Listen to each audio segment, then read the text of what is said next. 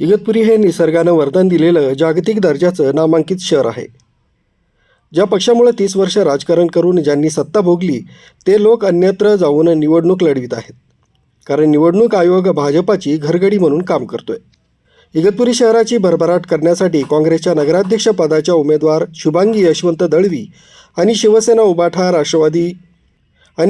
उभाठा राष्ट्रवादी शरद पवार आणि महाविकास आघाडी वचनबद्ध आहेत. आम्ही दिलेले सर्व उमेदवार आपल्यातले सामान्य माणसं आहेत.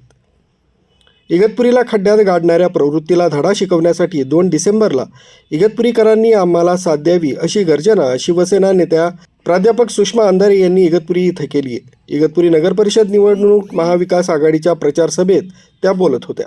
26 नोव्हेंबर 1949ला या देशाला एक नवं संविधान बहाल केलं गेलं. 26 नोव्हेंबर 1949ला या देशामध्ये इथून पुढे मनुवादाचा कायदा राहणार नाही. इथून पुढे कुठलीही जातीधिष्ठित समाजव्यवस्था असणार नाही, तर गुणाधिष्ठित समाजव्यवस्था असेल. वर्णव्यवस्थेवर आधारित समाज असणार नाही, तर गुणवत्तेवर आधारित एक नवी व्यवस्था तयार होईल. आणि इथून पुढे जात, धर्म, लिंग अशा पद्धतीने कुठलाही भेदभाव न करता एक व्यक्ती एक मत हा कायदा अंमलात येईल असं सांगितलं गेलं. त्या संविधानाचे शिल्पकार विश्वरत्न डॉक्टर बाबासाहेब आंबेडकर यांना अभिवादन करत, ज्यांनी हा शिवसेना व्यवस्था येणार आहे. पुढे 26 जानेवारी पासून ती नवी व्यवस्था आली आणि म्हणून आपण त्याला प्रजासत्ताक म्हटलं. राजसत्ताक गेली आणि प्रजासत्ताक आली, लोकशाही व्यवस्था आली, प्रजेचं राज्य असेल असं सांगितलं गेलं. पण सध्या ती लोकशाही व्यवस्था आहे का? त्या लोकशाहीला नख लावायचा प्रयत्न कुणी करत आहे का?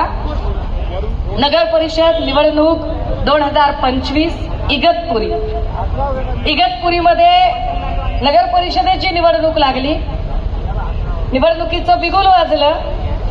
उमेदवारांची लगेच पळापळ सुरू झाली. इकडून तिकडे, तिकडून इकडे अशी सगळी पळापळ सुरू झाली. काहींना असं वाटलं की नाही आता भाजपमध्ये गेलो तर आपण कदाचित निवडून येऊ शकू. याचा अर्थ भाजप फार पुण्यवान आहे म्हणून त्यांना वाटलं का?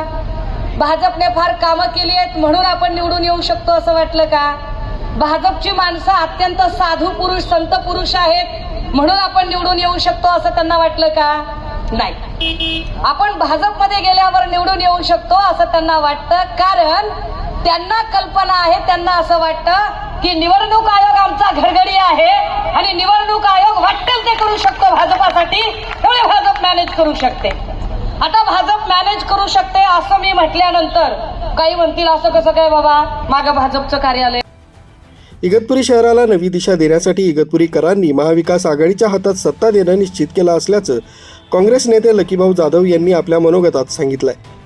शिवसेना जिल्हा प्रमुख डी.जी. सूर्यवंशी, इगतपुरी काँग्रेस तालुकाध्यक्ष रामदास धांडे, काँग्रेस नेते आकाश पारख, निवृत्ती कातोरे, शिवसेना तालुका प्रमुख राजाभाऊ नाठे, शहर प्रमुख नवल सोनार, राष्ट्रवादी तालुकाध्यक्ष काशीनाथ कोरडे, भाऊसाहेब खातळे, शिवसेना उपशहर प्रमुख संदीप शर्मा, समीर यादव यांच्यासह शेकडो पदाधिकारी कार्यकर्ते यावेळी हजर होते.